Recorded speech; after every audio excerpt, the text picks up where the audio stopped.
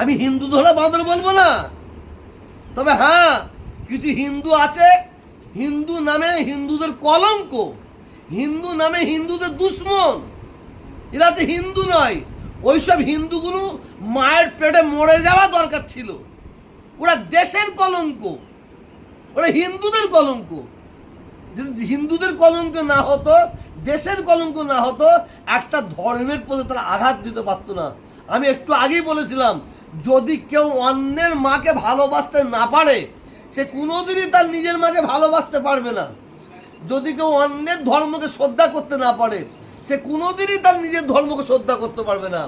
অতএব কিছু মানুষ তারা দুপায়ে জন্তুর তারা বেরিয়েছে এই ধরনের কাজ করে, মুসলমানদের রাগান্বিত করে, রাগিয়ে দিয়ে, হিন্দু মুসলমানের মধ্যে একটা দাঙ্গা লাগিয়ে দিয়ে ভোটের ফল মানে গুছাবার জন্য।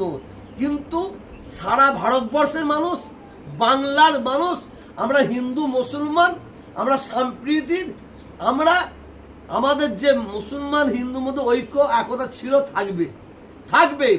আর আমরা হিন্দু মুসলমান সম্প্রীতির আমরা হাতে হাত রেখে 2026-এ ওদের কিভাবে কবর দিতে হয় সেইটা দেখিয়ে দেবো আপনাদের।